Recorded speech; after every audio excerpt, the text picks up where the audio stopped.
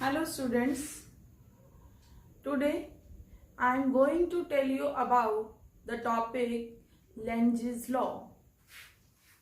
So what is the Lenge's law? Lenge's law is that EMF induced in a coil, EMF is induced in a coil in such a way that it opposes the cause of its production.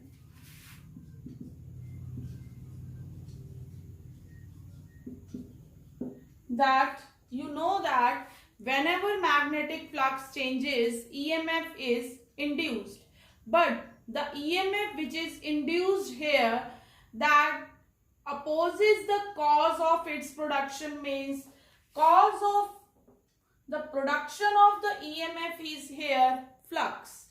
So it means EMF is opposite to the change of flux. So negative sign shows here that EMF opposes the rate of change of flux. Now suppose here we are taking a coil and a magnet. We are moving a magnet towards the coil. Then as this magnet move closer to the coil, then magnetic line of forces start passing through the coil. It means flux is changing. So if flux changes here, then EMF is induced. But according to Lenge's, the EMF should be induced in such a way that it opposes the rate of change of flux. It means as this magnet going closer to the coil, here it is the case of attraction. Then we have to change the attraction into repulsion. How? If you know that like pole repel each other, so if north pole is moving towards the coil, then north pole will be induced in the coil. And if a coil has north polarity, then current induced is anti-clockwise. Clear? So current is induced in this coil is anti-clockwise. Clear? So this current is now opposing the change of flux. Now we are doing another case. We are moving a magnet away from the coil. As this magnet is moving away from the coil, so we have to change this repulsion into the attraction. Okay, only then EMF will oppose the flux. So we have to change the repulsion into attraction. How? If south pole is induced on the coil, then these are unlike poles, so they will attract each other. And if a coil has south polarity, then current will be clockwise. So here direction of the induced EMF or current induced is clockwise. Clear? And this EMF is now opposing the flux of the coil. Now how Lenge's law follows the law of conservation of energy. Next is Lenge's law follows law of conservation of energy.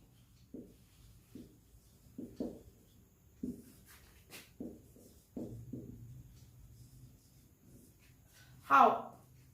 As you know that according to law of conservation of energy, energy can neither be created nor be destroyed. Neither be created nor be destroyed.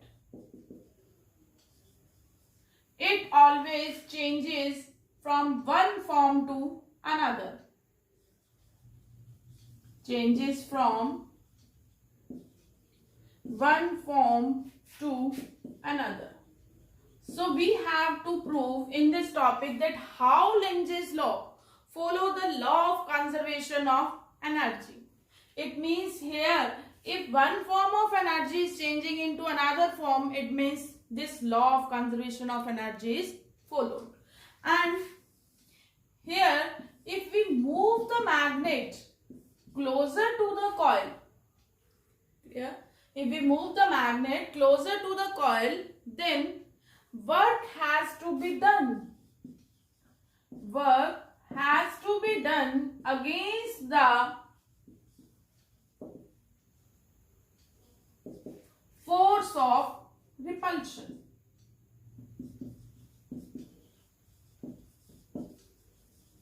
And this work done is equal to energy. And this is the mechanical energy.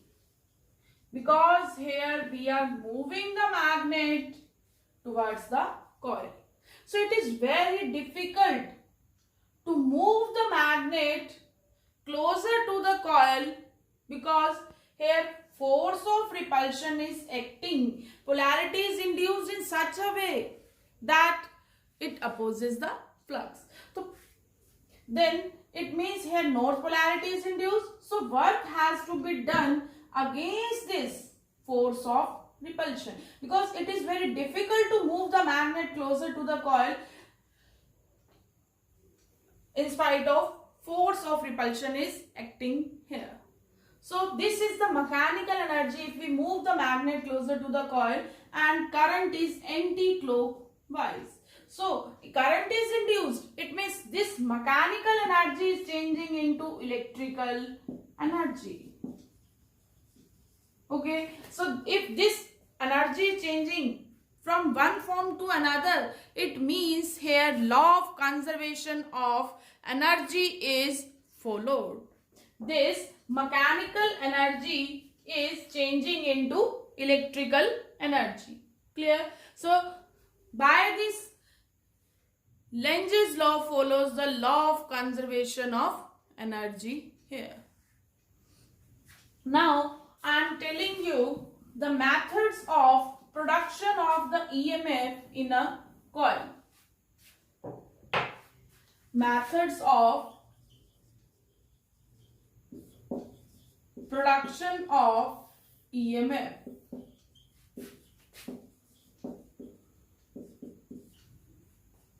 Methods of production of EMF. As you know that EMF is induced only and only if there is rate of change of flux. And flux depends on, what is the formula of flux? BA cos theta. This phi depends on magnetic field, theta and area. So if we change the magnetic field, then flux changes, and if flux changes then EMF is induced. So how the EMF will be produced here? EMF will be produced by changing the magnetic field. So how will you change the magnetic field? This is my question. Now we can change the magnetic field by moving the magnet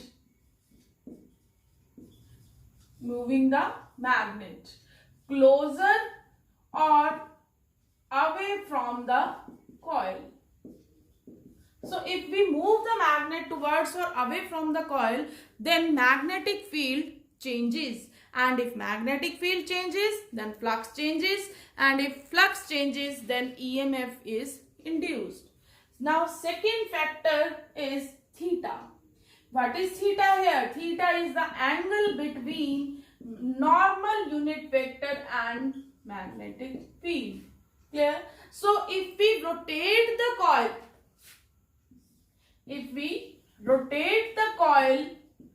in the presence of magnetic field, then theta changes. and if theta changes, then flux changes, and due to the change of flux, EMF is induced. So second method of production of EMF is that by rotating the coil, we can change the flux and EMF is produced.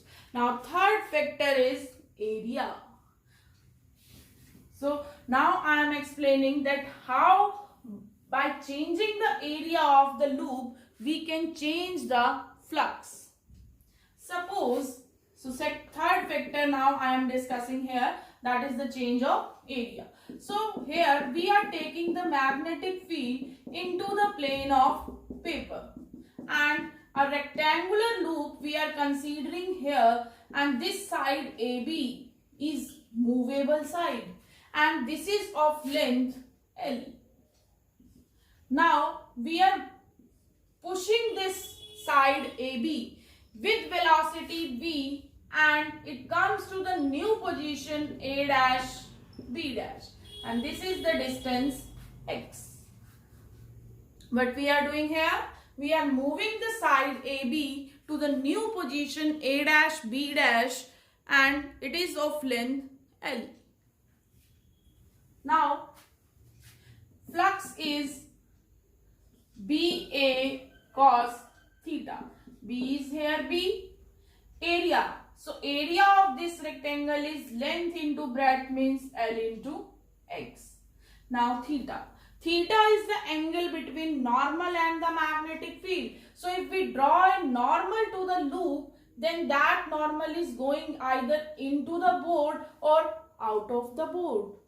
So if I am taking here normal into the board, then that normal and magnetic field are parallel to each other. So in that case, theta is 0. So cos 0 is 1, that is BLX. Now as you know, E is equal to minus d phi by dt, means minus d by dt of BLX. Here B is uniform. So take this out of differentiation. L is also uniform, because as we are moving this side AB to the new position, this L is not changing here. This X is changing. Okay, because if we move this side from here, here at any place, then this X is changing in every case. So these are the constants and this X is changing. So this is the rate of change of displacement, and rate of change of displacement is called velocity. So it is minus BLV. So what is the formula of EMF induced is BLV. It means EMF induced is here depending on three factors, that is the magnetic field, length of the conductor, and the velocity with which we move the side AB to the new position A dash B dash. So here we are changing the area of the loop, and by changing the area of the loop, here flux is changing, so EMF is induced, and that EMF depends on these three factors. Clear? Now I am calculating here the formula of current. And now my topic is prove that power required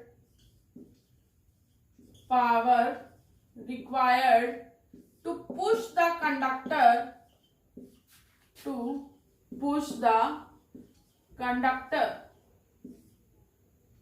is equal to power loss. Okay, so we have to prove this, that is the power required to push the conductor is equal to power loss. As the formula of EM becomes here BLV, and if R is the resistance of the side AB, then current is E by R, that is BLV by R. And The formula of force is ILB sine theta. What is theta here? Theta is the angle between length of the conductor and the magnetic field. So L is this and B is into the plane of paper. So angle between L and B is 90. So ILB sine 90. Now put I. Then it becomes BLB by R into, that is B square L square B by R. Now power push is equal to force into velocity. So put here force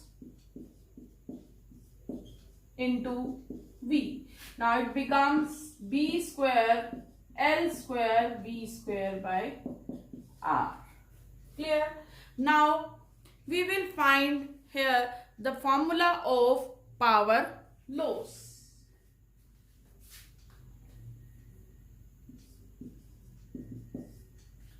Power loss is equal to I square R. Now I square R is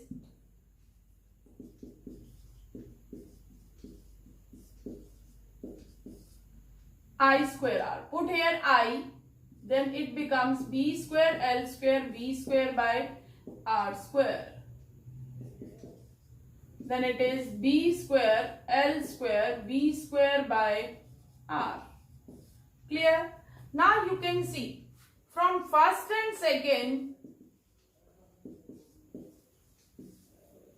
power push is equal to power